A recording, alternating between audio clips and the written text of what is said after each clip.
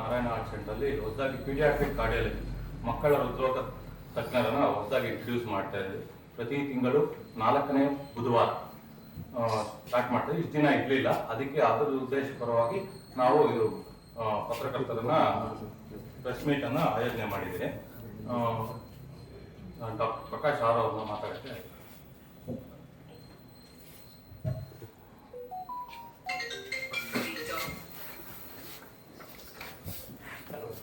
Hello, ನಮಸ್ಕಾರ.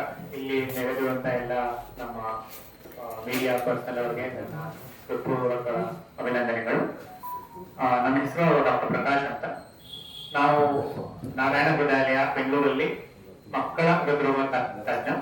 ಅಂದ್ರೆ ಮಕ್ಕಳಿಗೆ ಯಾರಿಗೆ ಹಾರ್ಟಿನ ತೊಂದರೆ ಇರುತ್ತೆ, ಹೃದಯ ತೊಂದರೆ ಇರುತ್ತೆ, ಅವ್ರನ್ನ ಟ್ರೀಟ್ಮೆಂಟ್ ಮಾಡುವಂತ ಇದೊಂದು ಸ್ಪೆಷಾಲಿಟಿ ನಂದು. ಇಲ್ಲಿವರೆಗೆ ಕೋಲಾರದಲ್ಲಿ ಮಕ್ಕಳಿಗೆ ಸ್ಪೆಷಾಲಿಟಿ ಇರೋ ಕಾರ್ಡಿಯಾಲಜಿ ಒಪಿಡಿ ಇರಲಿಲ್ಲ. ಮಧ್ಯಮಧ್ಯದಲ್ಲಿ ಸ್ವಲ್ಪ ದೊಡ್ಡ ಮಕ್ಕಳಿಗೆ ಸರ್ಜರೀಸ್ ಎಲ್ಲ ಆಗ್ತಾ ಇತ್ತು. ಸೊ ಚಿಕ್ಕ ಮಕ್ಕಳಿಗೆ ಆ ಒಂದು ಇದರ ಅಭಾವ ಇತ್ತು. ಸೊ ಅದಕ್ಕೋಸ್ಕರ ನಮ್ಮ ಹಾಸ್ಪಿಟಲ್ ಇಂದ ಇದೊಂದು ಸರ್ವಿಸ್ ಸ್ಟಾರ್ಟ್ ಮಾಡ್ತಾ ಇದ್ದೀವಿ. ಸೊ ಪ್ರೆಸೆಂಟ್ಲಿ ಇವಾಗ ಪ್ರತಿ ತಿಂಗಳು 4ನೇ ಬುಧವಾರ ಸ್ಟಾರ್ಟ್ ಮಾಡುವ ಒಂದು ಪ್ರಯತ್ನ ಇದೆ.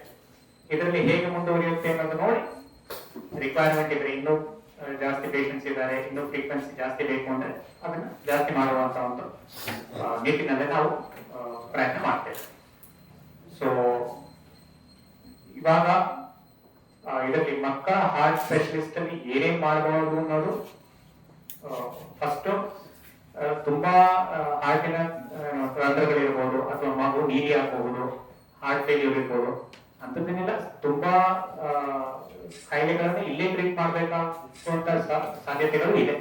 ಸೊ ನಮ್ಮ ಆರ್.ಎಲ್. ಹಾಸ್ಪಿಟಲ್ ಕೋಲಾರದಲ್ಲಿ ಪ್ರೆಸೆಂಟ್ಲಿ ಅದರ ಒಂದು ಬೇಸಿಕ್ ನೆಸೆಸಿಟಿ ಇದೆ, ಅದಕ್ಕೆ ಬೇಕಾಗುವಂತ ಸ್ಪೆಷಾಲಿಟಿನೂ ಇದೆ.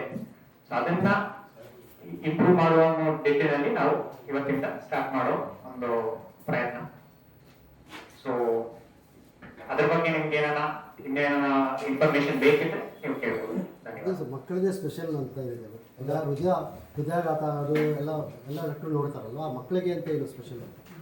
ಸೊ ಹೃದಯಾಘಾತ ಅಂತ ಬರೋದು ನಮ್ಮ ಅಡಲ್ಟ್ಸ್ ನಲ್ಲಿ ಅಂತ ಕಾಯಿಲೆಯಿಂದ ಹಾರ್ಟಿಗೆ ಸಪ್ಲೈ ಮಾಡುವ ಒಂದು ರಕ್ತನಾಳ ಇರುತ್ತಲ್ಲ, ಅದು ಬ್ಲಾಕ್ ಆದಾಗ ಅದನ್ನ ಹಾರ್ಟ್ ಅಟ್ಯಾಕ್ ಅಂತ ಕರಿತೀವಿ. ಅದಕ್ಕೆ ನೀವು ಕೇಳಿರ್ಬೋದು, ಆಂಜಿಯೋಗ್ರಾಮ್ ಮಾಡಿ ನೋಡ್ತಾರೆ ಅಥವಾ ಸಿಟಿ ಸ್ಕ್ಯಾನ್ ಮಾಡಿ ನೋಡ್ತಾರೆ, ಬಲೂನ್ ಹಾಕಿ ಅಥವಾ ಸ್ಟೆಂಟ್ ಹಾಕಿ ಅದನ್ನ ಬ್ಲಾಕ್ ನ ತೆರವುಗೊಳಿಸ್ತಾರೆ. ಬಟ್ ಮಕ್ಕಳ ಹಾರ್ಟ್ ತೊಂದರೆಗಳು ವಿಭಿನ್ನ. ಅದು ಮೋಸ್ಟ್ ಆಫ್ ಇಟ್ ಹುಟ್ಟದಾಗಿಂದನೇ ಬಂದಿರುವಂತ ಒಂದು ಹಾರ್ಟಿನ ತೊಂದರೆ. ಹಾರ್ಟಿನ ಒಳಗಡೆ ರಂಧ್ರ ಇರ್ಬೋದು, ಅಥವಾ ಶ್ವಾಸಕೋಶದ ರಕ್ತನಾಳದಲ್ಲಿ ಒಂದು ಬ್ಲಾಕ್ ಇರಬಹುದು. ಅದರಿಂದ ಮಗು ನೀಲಿ ಆಗಬಹುದು ಅಥವಾ ಹಾರ್ಟ್ ಫೇಲ್ಯೂರ್ ಆಗಬಹುದು. ಇವಾಗ 2 ತರ ಆಗುತ್ತೆ. ನಮಗೆ ನಾರ್ಮಲ್ ಹ್ಯೂಮನ್ ಹಾರ್ಟ್ ನಲ್ಲಿ ನೀಲಿ ರಕ್ತ, ಕೆಂಪು ರಕ್ತ ಎರಡು ಸೆಪರೇಟ್ ಇರುತ್ತೆ. ನೀಲಿ ರಕ್ತ ಶ್ವಾಸಕೋಶದೊಳಗೆ ಹೋಗುತ್ತೆ, ನಾವು ಉಸಿರಾಡುವಾಗ ಅಲ್ಲಿಂದ ಆಕ್ಸಿಜನ್ ತಗೊಳುತ್ತೆ.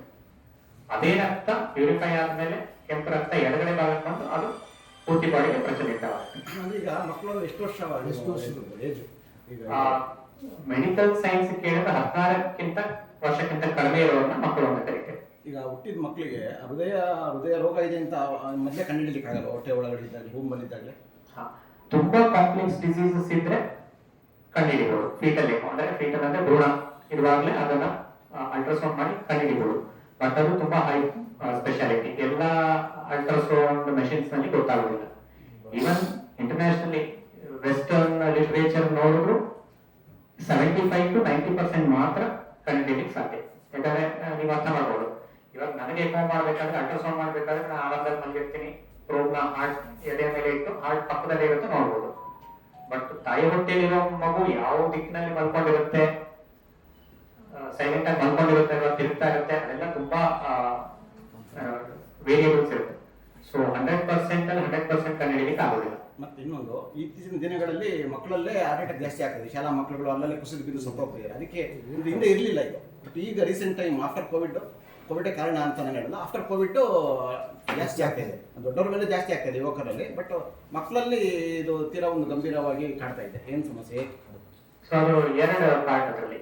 ಒಂದು ಆಬ್ವಿಯಸ್ಲಿ ನಮ್ಮ ಜೀವನ ಶೈಲಿ ನಿಂದಿನ ಇತ್ತು. ಅಲ್ಲ, ಇವಾಗ ಮಕ್ಕಳು ಎಷ್ಟು ಆಟ ಆಡ್ತಾರೆ, ನೀವೆಷ್ಟು ಆಟ ಆಡಿದ್ರಿ, ನಾನು ಎಷ್ಟು ಆಟ ಆಡಿದ್ದೀನಿ ಹೊರಗಡೆ, ಪ್ಲಸ್ ಇವತ್ತಿನ ಮಕ್ಕಳು ಮೊಬೈಲ್ ತೆಗೆದುಕೊಂಡು ಆಟ ಆಡ್ತಾರೆ ಹೊರತು ಹೊರಗಡೆ ಹೋಗಿ ಆಟ ಆಡಲ್ಲ. ಆ ಮೊಬೈಲ್ ಇರಲಿ ಅಥವಾ ಟಿವಿ ಮುಂದೆ ಕೂತ್ಕೊಂಡು ತಿನ್ನೋದು ಬೇರೆ. ನಿಮಗೆ ನಮಗೆ ಮೋಸ್ಟ್ಲಿ 2 ರಿಂದ 3 ಸಲ ದಿನಕ್ಕೆ 2 ಸಲ 2 ಕಂಪ್ಲೀಟ್ ಮೀಲ್ಸ್ ಸಿಕ್ಕಿದ್ರೆ ನಾವು ಭಾಗವತಂತೂ ತಿಳ್ಕೋಬೇಕಿತ್ತು. ಇವಾಗ 24 ಗಂಟೆನೂ ಮನೇಲಿ ಯಾವುದೋ ಒಂದು ಪ್ಯಾಕೆಟ್ ಇರುತ್ತೆ, ಓಪನ್ ಆಗ್ತಾನೆ ಇರುತ್ತೆ. ಅದೊಂದು ಜಂಕ್ ಫುಡ್ಸ್. ಎಸ್. ಸೊ ಎರಡನೆಯದಾಗಿ ಒಂದು ಜೀವನ ಶೈಲಿ, ಎರಡನೇದು ನಿಮ್ಮ health. Actually it is counter productive. Social media penetration ಜಾಸ್ತಿ ಆಗಿರೋದ್ರಿಂದ ಯಾವುದೇ ವರ್ಲ್ಡಿನ ಯಾವುದೇ ಕಾರ್ನರ್ ಅಲ್ಲಿ ಒಂದು ಡೆತ್ ಆದ್ರೂ ನನಗೆ ಗೊತ್ತಾಗುತ್ತೆ. ಮುಂಚಿನ ಕಾಲದಲ್ಲಿ ಪಕ್ಕದ ಹಳ್ಳಿಯಲ್ಲಿ ಯಾರನ್ನ ಡೆತ್ ಆದ್ರೂ ಗೊತ್ತಾಗ್ತದೆ. ಸೊ ಅದು ಒಂದು ಕಾರಣ ಜಾಸ್ತಿ ಆಗಿದೆ, ಅದು ಖಂಡಿತ ಸತ್ಯ.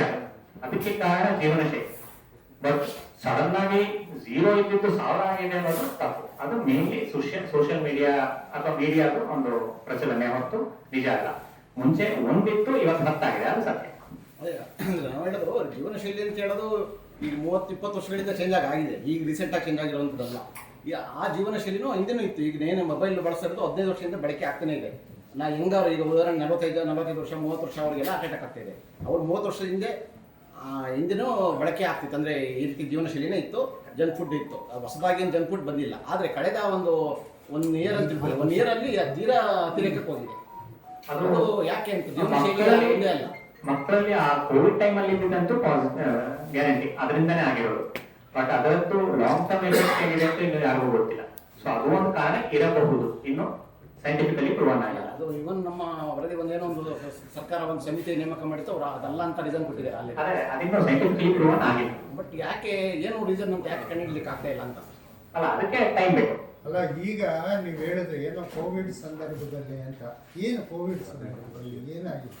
ಸೇಮ್ ನಮ್ಮ ದೊಡ್ಡವರಲ್ಲಿ ಹಾರ್ಟಿನ ರಕ್ತನಾಳದಲ್ಲಿ ಬ್ಲಾಕ್ ಆಗಿದ್ದಾಗತ್ತಲ್ಲ, ಅದು ಇವಾಗ ನೋಡ್ಕೊಳ್ಳಿ. ಡಯಾಬಿಟಿಸ್ ಆಗಲಿ, BP ಆಗಲಿ, ಆ ರಕ್ತನಾಳದ ಒಳಗಡೆ ಇರೋ ಒಂದು ಕವರಿಂಗ್ ಮೇಲೆ ಇನ್ಫ್ಲಮೇಷನ್, ಅದು ಊತ ಬರುತ್ತೆ, ಅದರಿಂದ ಅದು ಬ್ಲಾಕ್ ಆಗೋದು. ಈ ಕೋವಿಡ್ ವೈರಸ್ ಏನಿದೆಯೋ ಅದರಿಂದನೂ ಅದೇ ತರ ಆಗಿ ಇದು ಮಕ್ಕಳಲ್ಲಿ ಅಥವಾ ಯಂಗ್ಸ್ಟರ್ಸ್ ನಲ್ಲಿ ಜಾಸ್ತಿ ಹಾರ್ಟ್ ಅಟ್ಯಾಕ್ ಆಗ್ತಿರೋದು ಕಂಡು ಬಂದಿದೆ. ಬಟ್ ಕಂಪ್ಲೀಟ್ ಆಗಿ ಇದರಿಂದನೇ ಇದು ಬಂದಿದೆ ಅಂತ ಇದು ಸೈಂಟಿಫಿಕಲಿ ಪ್ರೂವನ್ ಆಗಿಲ್ಲ. ಕೋವಿಡ್ ಆದ್ಮೇಲೆ ಇದರ ಪರ್ಸೆಂಟೇಜ್ ಇನ್ಸಿಡೆನ್ಸ್ ಜಾಸ್ತಿ ಆಗಿದೆ ಅನ್ನೋದು ಸತ್ಯ. ಅಲ್ಲ, ಇತ್ತೀಚೆಗೆ ಸ್ವಲ್ಪ ಹಾಸನ ಅದು ಹೈಲೈಟ್ ಆಗಿದೆ. ಏಕದಮ್ ಒಂದು 15 ಡೇಸ್ ಅಲ್ಲಿ ಎಷ್ಟು 21 or 22 ಮೆಂಬರ್ಸ್ಗೆ